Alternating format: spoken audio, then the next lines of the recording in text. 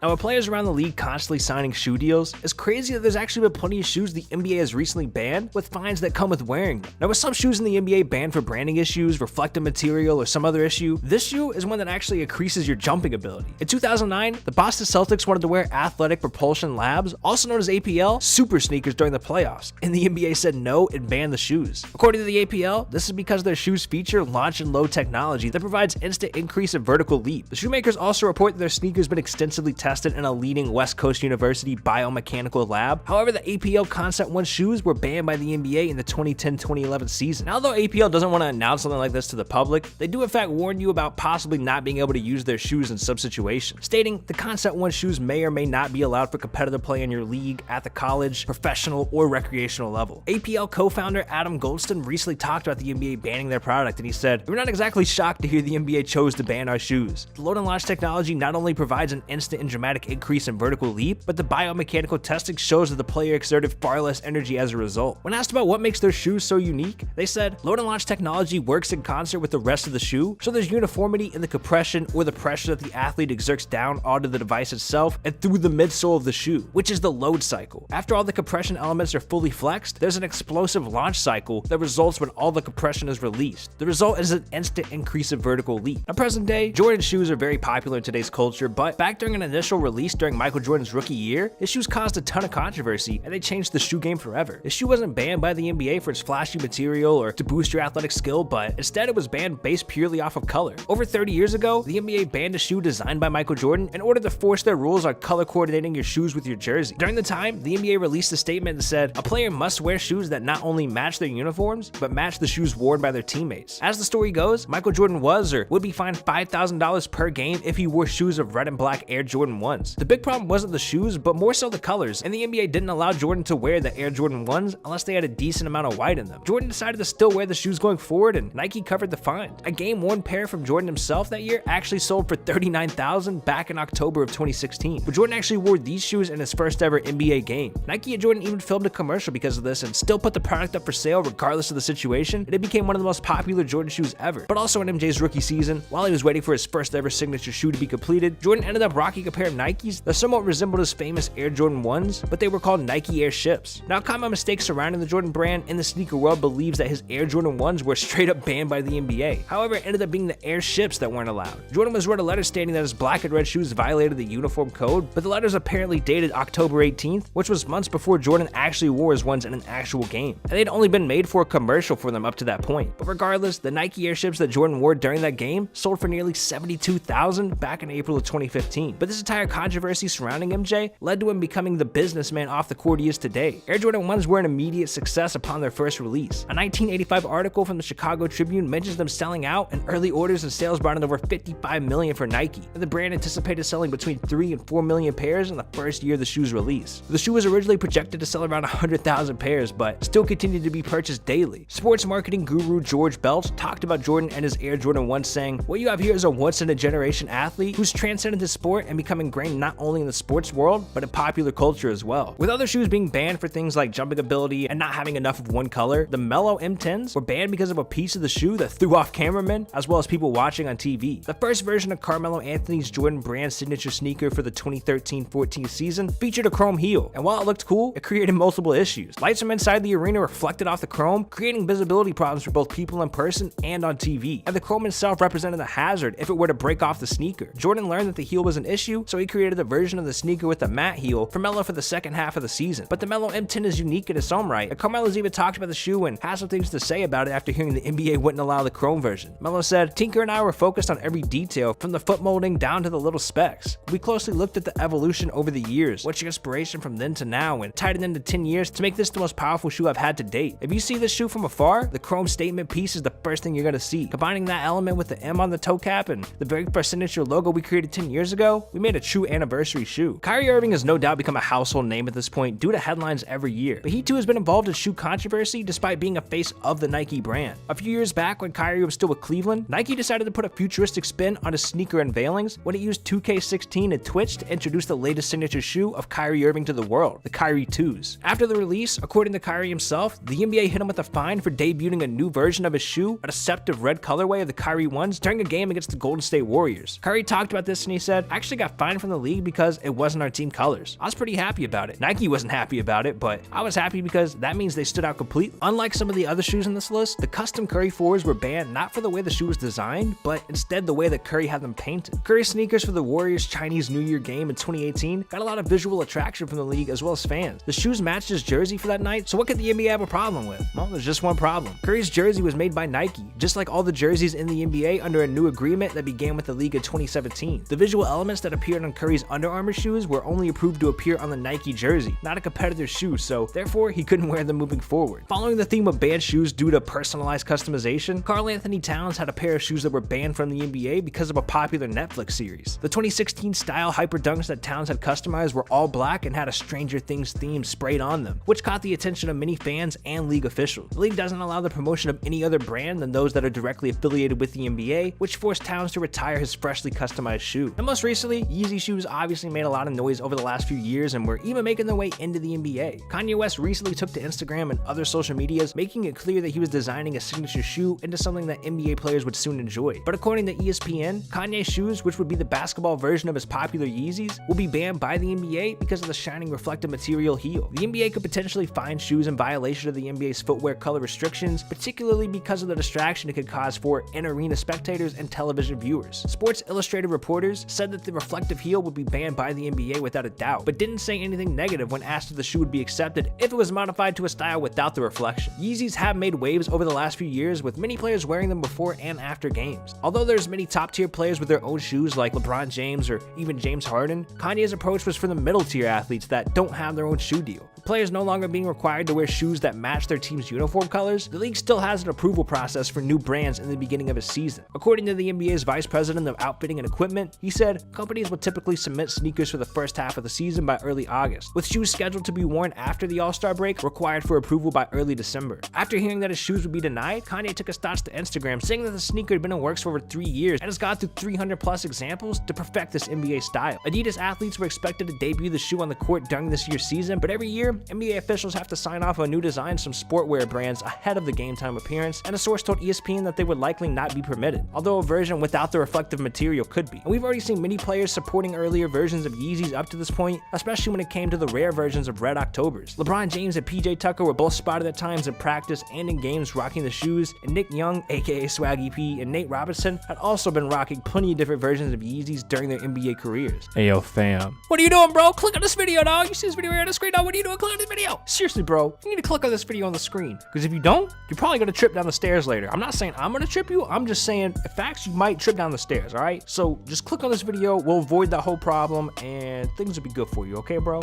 Just click on it, okay?